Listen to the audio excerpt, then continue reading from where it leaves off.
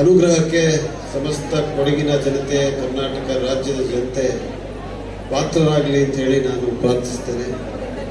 ಗೋಣಿಕೊಪ್ಪ ದಸರಾ ಹಬ್ಬದ ಸಂಭ್ರಮದ ಆಚರಣೆ ರಾಜ್ಯಾದ್ಯಂತ ಇವತ್ತು ಪ್ರಸಿದ್ಧವಾಗಿದೆ. ಈ ಕಾರ್ಯಕ್ರಮಕ್ಕೆ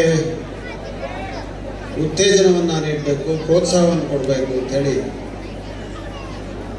ಕರ್ನಾಟಕದ ಸರ್ಕಾರ, ಮಾನ್ಯ ಮುಖ್ಯಮಂತ್ರಿಗಳಾದಂಥ ಶ್ರೀ ಸಿದ್ದರಾಮಯ್ಯರವರ ನೇತೃತ್ವದ ಕಾಂಗ್ರೆಸ್ ಸರ್ಕಾರ ಕಳೆದ ವರ್ಷ 60 ಲಕ್ಷ ಅಂದರೆ 10 ಲಕ್ಷ ಹೆಚ್ಚು ಮಾಡಿ ಅನುದಾನವನ್ನು ಕೊಟ್ಟಿದೆ.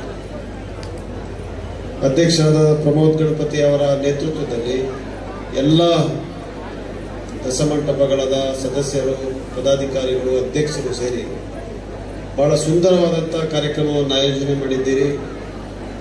ಬಹಳ ಉತ್ಸಾಹದಿಂದ ಕಳೆದ ದಸರಾವನ್ನು ಕೂಡ ಏರ್ಪಾಡು ಮಾಡಿದ್ದೀರಿ. ನಮಗೆ ಅಭಿನಂದನೆಗಳನ್ನು ಸಲ್ಲಿಸ್ತೇನೆ.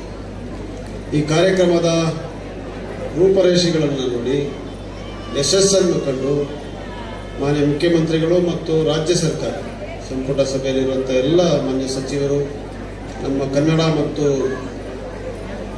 ಕನ್ನಡ ಸಚಿವರಾದಂಥ ಶಿವರಾಜ್ ತಂಗಡಿಗೆಯವರು ಎಲ್ಲರೂ ಕೂಡ ಸೇರಿ ಇನ್ನಷ್ಟು ಹೆಚ್ಚು ಮಾಡಿ ಇವತ್ತು 75 ಲಕ್ಷ ರೂಪಾಯಿಯನ್ನು ಅನುದಾನವಾಗಿ ನಮ್ಮ ಈ ಕಾರ್ಯಕ್ರಮಕ್ಕೆ ಕೊಟ್ಟಿದ್ದಾರೆ. ತಮ್ಮೆಲ್ಲರ ಪರವಾಗಿ, ಕೊಡಗಿನ ಸಮಸ್ತ ಜನತೆಯ ಪರವಾಗಿ ನಾನು ಮಾನ್ಯ ಮುಖ್ಯಮಂತ್ರಿಗಳಿಗೆ ಮತ್ತು ಸಚಿವರಿಗೆ ಧನ್ಯವಾದಗಳನ್ನು ಹೇಳ್ತೀನಿ.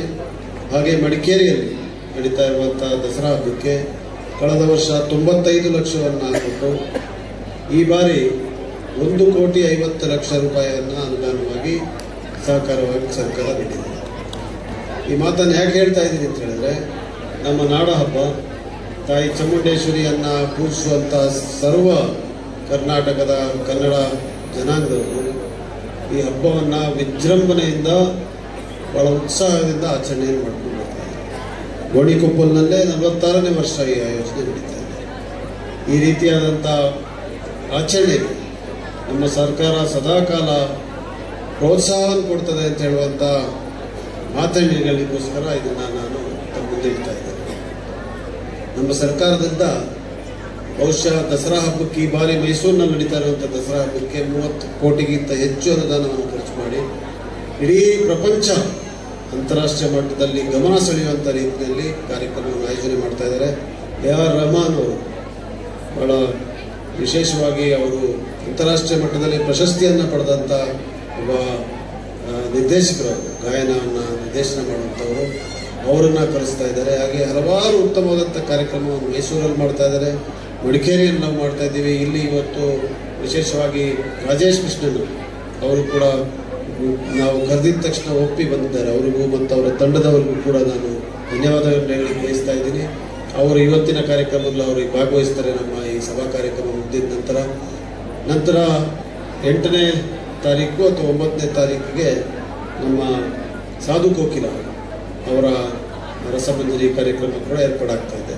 ತಾವೆಲ್ಲರೂ ಕೂಡ ಶಾಂತಿಯುತವಾಗಿ ಈ ಎಲ್ಲ ಕಾರ್ಯಕ್ರಮದಲ್ಲಿ ಭಾಗವಹಿಸಿ ಈ ಮನೋರಂಜನೆ ಕಾರ್ಯಕ್ರಮದ ಲಾಭವನ್ನು ಪಡೆದು, ಮನೋರಂಜನೆಯನ್ನು ಪಡೆದು ದಸರಾ ಹಬ್ಬವ ಆಚರಣೆಯನ್ನು ಮಾಡಬೇಕು ಅಂತೇಳಿ ಕೂಡ ತಮ್ಮಲ್ಲಿ ವಿನಂತಿಸ್ಕೊಳ್ತಾ, ಭಾಳ ಕ್ರಿಯಾಶೀಲರಾಗಿರುವಂಥ ಸಮಿತಿ ನಮ್ಮ ಹತ್ರ ಇದೆ. ಎಲ್ಲರೂ ಸೇರಿ ಈ ಮಂಟಪದಿಂದ ಹಿಡಿದು ನಮ್ಮ ಈ ವೇದಿಕೆಯಿಂದ ನಿರ್ಮಾಣ ಹಿಡಿದು ತಾವು ಕೂರ್ಲಿಕ್ಕಿರುವಂಥ ಎಲ್ಲ ವ್ಯವಸ್ಥೆಯನ್ನು ಭಾಳ ಉತ್ತಮವಾಗಿ ಅಚ್ಚುಕಟ್ಟಾಗಿ ಮಾಡಿದ್ದಾರೆ. ಅವರಿಗೂ ಕೂಡ ನಾನು ತಮ್ಮೆಲ್ಲರ ಪರವಾಗಿ ಅಭಿನಂದನೆಗಳು ಮತ್ತು ಧನ್ಯವಾದಗಳನ್ನು ಹೇಳಲಿಕ್ಕೆ ಬಯಸ್ತಾ ಇದ್ದೀನಿ.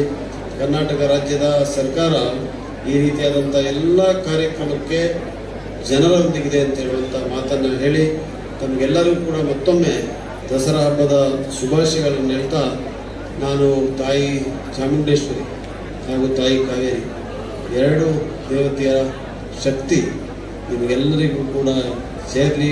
ಆ ದೇವತೆಯರ ಆಶೀರ್ವಾದ ತಮ್ಮೆಲ್ಲರ ಮೇಲೆ ಇರಲಿ, ಎಲ್ಲರ ಜೀವನದಲ್ಲಿ ಶಾಂತಿ ಸಮೃದ್ಧಿ ನೆಲೆ ಮಾಡಲಿ ಅಂತೇಳಿ ಪ್ರಾರ್ಥಿಸಿ ತಮ್ಮೆಲ್ಲರಿಗೂ ಕೂಡ ಶುಭಾಶಯಗಳನ್ನು ಕೋರಿ ವೇದಿಕೆಯ ಮೇಲಿರುವಂಥ ಎಲ್ಲ ಗಣ್ಯರಿಗೆ ವಂದಿಸಿ ನನ್ನ ಮಾತನ್ನು ಮುಗಿಸ್ತೇನೆ. ನಮಸ್ಕಾರ. ಹಾಯ್ ಎಲ್ಲೋ, ನಾನು ನಿಮ್ಮ ಕಾಣತಂಡ ಬೀನಾ ಜಗದೀಶ್, ಕೊಡಗು ಧ್ವನಿ ಡಿಜಿಟಲ್ ಮೀಡಿಯಾದಿಂದ. ನಮ್ಮ ಚಾನಲ್ನ ಲೈಕ್ ಮಾಡಿ, ಶೇರ್ ಮಾಡಿ, ಸಬ್ಸ್ಕ್ರೈಬ್ ಮಾಡಿ.